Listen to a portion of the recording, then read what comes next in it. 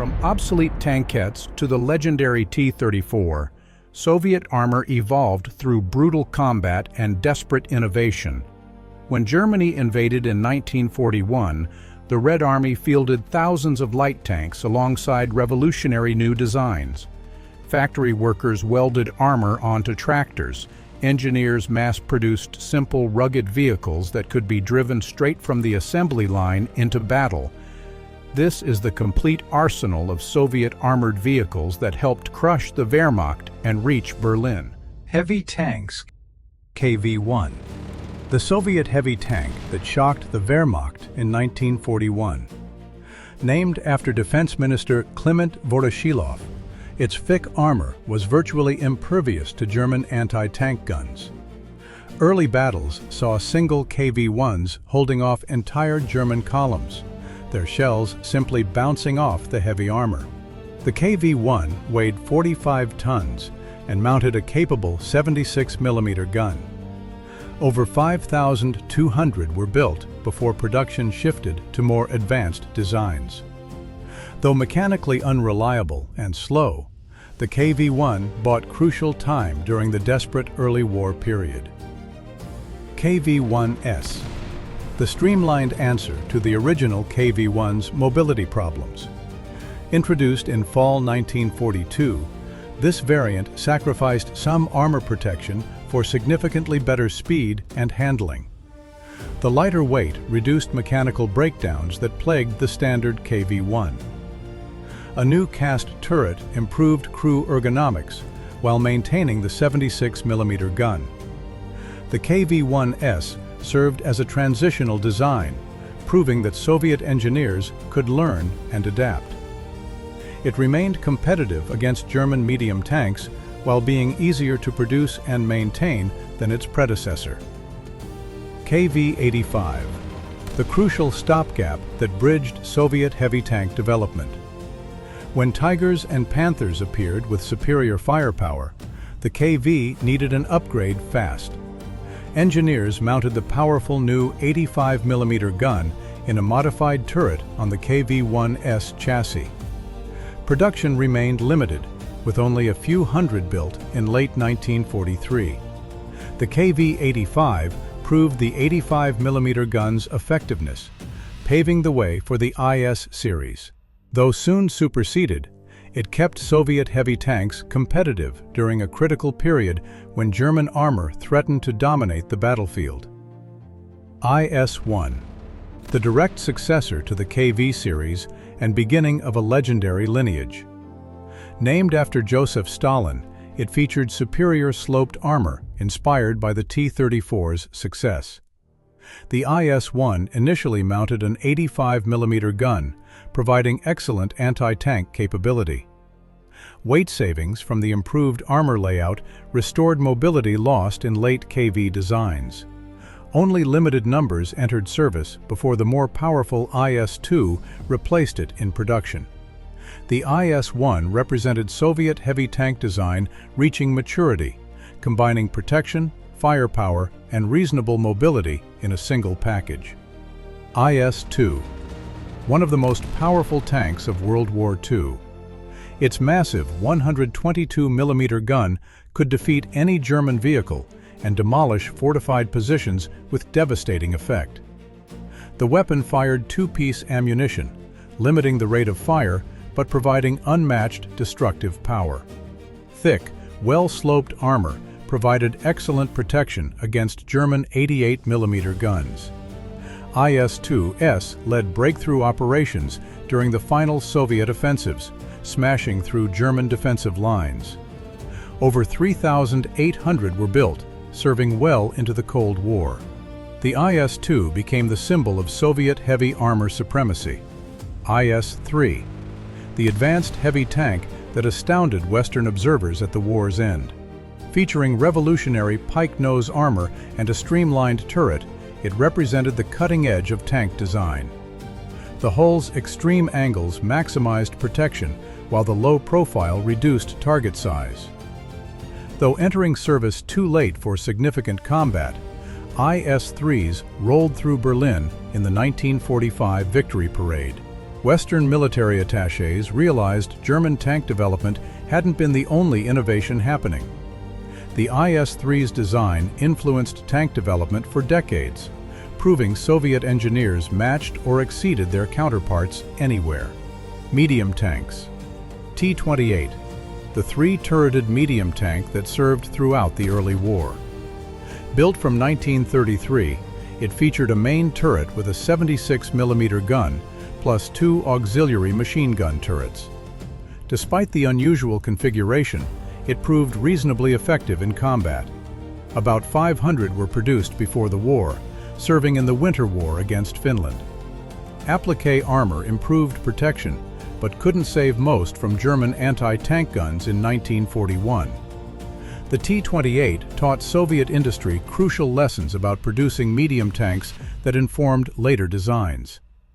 Though obsolete by invasion, it held the line when nothing else was available.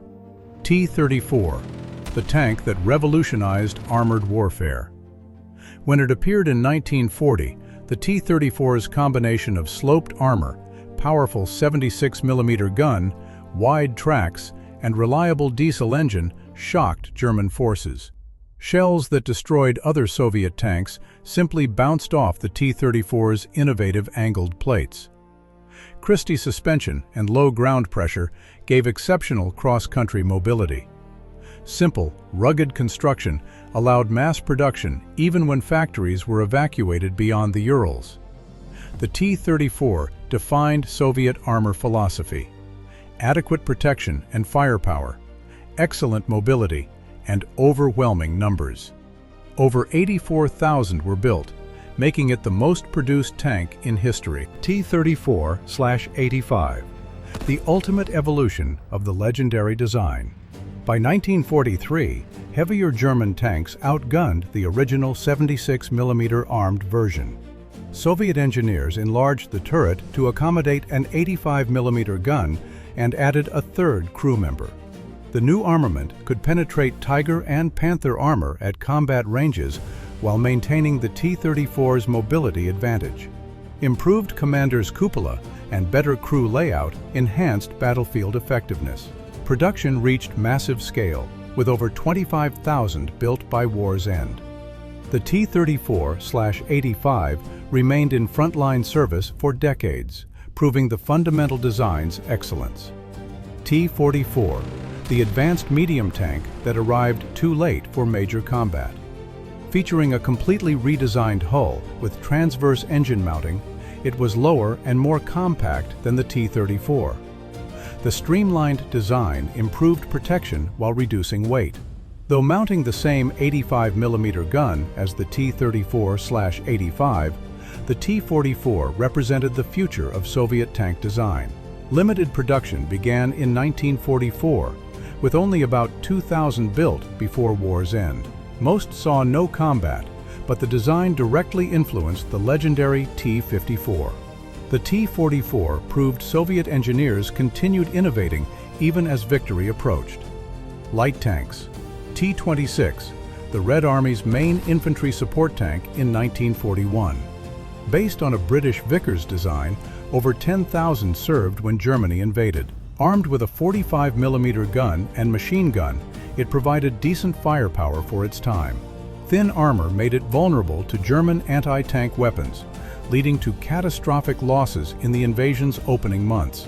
Despite obsolescence, T-26s fought throughout the war in secondary roles. The design taught Soviet industry mass production techniques, and combat experience highlighted the need for better protected vehicles.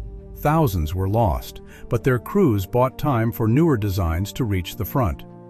BT-7, the fast cavalry tank that epitomized Soviet mobile warfare doctrine. Part of the BT series derived from American Christie designs, it could run on wheels or tracks. This unique feature provided road speeds up to 50 miles per hour, though the wheel drive proved impractical in combat. The BT-7 mounted a capable 45mm gun and featured welded construction and a reliable engine. Over 5,000 were built before war, serving in conflicts from Spain to the Japanese border. Most were lost in 1941's disasters, but survivors fought until 1943. The BT series directly influenced T-34 development. T-50, one of the best infantry tanks of the early war period. Featuring excellent sloped armor and a capable 45mm gun, it matched or exceeded most contemporary light tanks. Torsion bar suspension and a powerful engine provided good mobility despite the heavy armor. The design proved too complex and expensive for wartime mass production, with only about 65 built. Resources were redirected to simpler vehicles and T-34 production. Though few in number, T-50s that reached combat performed well. The design represented what Soviet light tanks could achieve when engineering sophistication wasn't sacrificed to production demands. T-60, the cheap, simple light tank rushed into production during 1941's crisis. When factories were evacuated and resources scarce, the T-60 used automotive plant facilities to maintain tank production. A two-man crew operated the small vehicle, armed with a 20mm cannon. Thin armor provided minimal protection, but thousands were built quickly. The T-60 served primarily as a mobile anti-aircraft and reconnaissance vehicle. Though inadequate for tank combat, it kept mechanized units mobile when nothing else was available. Over 6,000 were produced, proving sometimes quantity itself provides value during desperate times. T-70, an improved light tank that addressed some T-60 deficiencies. Adding a second crew member and upgrading to a 45mm gun significantly enhanced combat effectiveness. Coupled automotive engines provided adequate power despite the weight increase. About 8,200 were built in 1942 to 1943, making it the most produced wartime Soviet light tank. The T-70 served effectively in reconnaissance and infantry support roles. When medium tank production accelerated, surviving T-70Cs were converted to artillery tractors and self-propelled gun chassis. The Su-76 assault gun used a lengthened T-70 chassis, giving the design continued utility.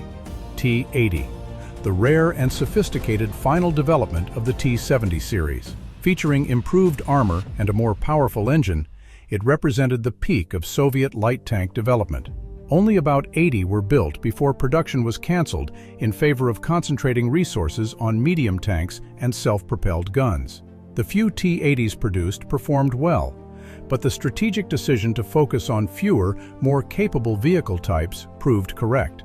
The T-80 demonstrated Soviet willingness to cancel even successful designs when resources were better used elsewhere. Amphibious tanks. T-37A, the Soviet Union's first mass-produced amphibious tank. This tiny two-man tankette featured a machine gun and could cross rivers under its own power. Produced from 1933 to 1936, over 2,500 served in reconnaissance roles. The amphibious capability proved valuable in the USSR's river-heavy terrain. Thin armor made it vulnerable to any serious opposition, limiting combat effectiveness. Most were lost in 1941, though some survived in reconnaissance units until 1942. The T-37A established amphibious vehicles as an important part of Soviet doctrine, with later designs continuing the concept. T-38, an improved amphibious tankette that addressed some T-37A shortcomings. Better hydrodynamics improved water performance, while slightly enhanced armor provided minimal additional protection. About 1,300 were built between 1936 and 1939, serving alongside the T-37A. The two-man crew operated a single machine gun, limiting firepower. Like its predecessor, the T-38 proved useful for reconnaissance, but was hopelessly outmatched in combat. Most were destroyed in 1941's opening battles. The experience gained informed development of more capable amphibious vehicles. T-40, the most capable Soviet amphibious light tank of the early war. Featuring a 12.7mm heavy machine gun in a small turret, it provided better firepower than earlier amphibious designs. The T-40 combined reasonable land performance with genuine amphibious capability, fulfilling reconnaissance and river crossing roles. About 220 were built in 1940 to 1941, before the design was simplified to the land-only T-40S and later T-60. Though produced in limited numbers, The T-40 represented the peak of pre-war Soviet amphibious tank development and demonstrated the Red Army's commitment to maintaining amphibious capability. Self-propelled guns. Su-76, the simple, light, self-propelled gun that became the war's second most produced Soviet armored vehicle.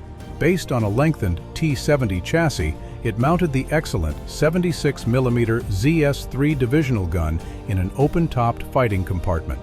Over 13,000 were built, providing infantry units with mobile direct fire support. The Su-76 could engage both enemy armor and fortifications effectively, though its open top left crews vulnerable. Troops appreciated its reliability and firepower, despite calling it various unflattering nicknames. The design proved that simple, purpose-built vehicles could be more valuable than complex multi-role tanks. Su-85, the dedicated tank destroyer built on the proven T-34 chassis. When Tigers and Panthers appeared with superior armor, the Red Army needed vehicles that could engage them at range. The Su-85 mounted an 85mm gun in a fixed casemate superstructure, providing excellent anti-armor capability. The casemate design allowed for heavier armor than a turreted tank while being simpler to produce. Over 2,300 were built in 1943 to 1944, serving in dedicated tank destroyer regiments. When the T-34/85 entered production with the same gun, Su-85 production shifted to the more powerful Su-100. Su-100, one of the war's most effective tank destroyers. Mounting a powerful 100mm gun capable of defeating any German tank, it provided Soviet tank destroyer units with unmatched firepower. The T-34 chassis proved reliable, while the casemate design offered good protection. Production began in late 1944, with over 2,300 built by war's end. The Su-100 saw action in the final campaigns, proving devastatingly effective.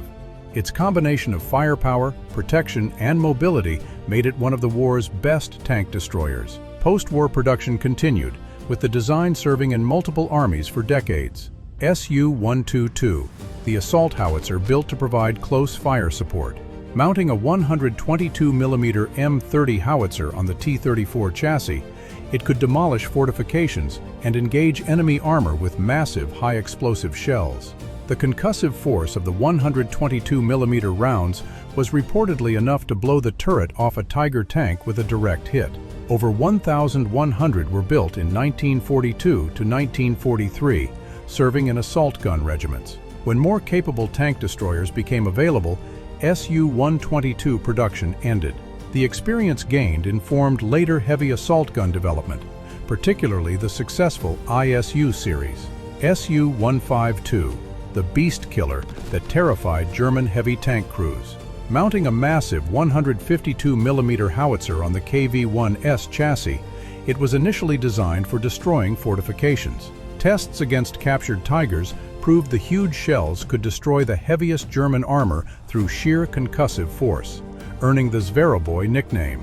About 700 were built in 1943, serving in independent heavy self-propelled artillery regiments. The open-top design made crews vulnerable, but the devastating firepower more than compensated. When IS-2 production began, the design evolved into the even more effective ISU-152. ISU-122, the heavy assault gun, combining the IS chassis with a 122mm gun. Designed for breakthrough operations, it could engage both fortifications and heavy armor effectively. The casemate design provided better protection than the earlier Su-152, while maintaining devastating firepower. Over 1,700 were built alongside the similar ISU-152, serving in heavy self-propelled artillery regiments. The 122mm ammunition was easier to handle than the ISU-152's massive shells, providing a slightly better rate of fire. ISU-122s participated in all major offensives from 1944 onward, proving invaluable for breaking through German defensive positions. ISU-152, the ultimate Soviet heavy assault gun. Mounting the same massive 152mm howitzer as the Su-152, but on the superior IS-2 chassis, It combined devastating firepower with excellent protection. The fully enclosed casemate improved crew protection over the earlier Su-152. Over 4,600 were built, serving alongside ISU-122s in breakthrough operations. The weapon could destroy any German vehicle and demolish fortified positions with terrifying effectiveness. Soviet troops loved its power despite the slow rate of fire and limited ammunition capacity. The ISU-152 represented Soviet assault gun development reaching maturity. Special vehicles. KV-2, the ultimate bunker buster. Mounting a massive 152mm howitzer in an enormous multi-story turret on the KV-1 chassis, it looked like something from science fiction. The huge turret could only rotate on level ground, severely limiting tactical flexibility. Despite the impracticality, the 152mm shells could demolish Finnish fortifications during the Winter War. About 200 were built, most being lost in 1941. The KV-2 demonstrated Soviet willingness to build specialized vehicles for specific tactical problems, even when the solution was mechanically imperfect. Its distinctive silhouette made it instantly recognizable and intimidating. T-35, the imposing 5-turreted heavy tank built mostly for propaganda. With one main turret mounting a 76mm gun plus 4 subsidiary turrets with smaller guns and machine guns, it looked formidable. In reality, the complex design was mechanically unreliable and difficult to operate. Only 61 were built between 1933 and 1939, serving primarily in parades. When war came, most broke down during the retreat or were abandoned. A few saw combat, proving hopelessly obsolete. The T-35 represented the dead end of multi-turreted tank design, teaching valuable lessons about the importance of simplicity and reliability. Knee tank, the desperate improvisation born from Odessa's siege. When German forces encircled the city in 1941 and proper tanks were scarce, factory workers welded steel armor plates onto STZ-5 agricultural tractors. The name Na-Ispug meant for intimidation, acknowledging these crude vehicles were more about psychological impact than combat effectiveness. Armed with whatever guns were available, roughly 70 were built in weeks. The thin armor couldn't stop anti-tank guns, but the improvised tanks boosted defender morale and provided mobile firepower. The knee tank symbolized Soviet determination to resist with whatever materials were at hand. KHTZ-16, another improvised armored vehicle built during the desperate early war period. Based on the KHTZ agricultural tractor chassis, factory workers added armor plating and armament. Produced at the Kharkiv tractor factory as it was being evacuated, only limited numbers were completed. Like the knee tank, the KHTZ-16 represented Soviet willingness to build any vehicle that could fight, even if it was mechanically crude and poorly protected. These improvised designs bought time while proper tank production was relocated beyond German reach. They demonstrated the Red Army's ability to adapt and improvise under the most desperate circumstances. From crude tractor-based improvisations to the mighty IS-3, Soviet armored vehicle development tells a story of evolution through existential struggle. The invasion found the Red Army equipped with thousands of obsolete light tanks like the T-26 and BT-7, alongside small numbers of the revolutionary T-34 and KV-1. Desperate measures saw factory workers welding armor onto tractors. Then came mass production on an unprecedented scale.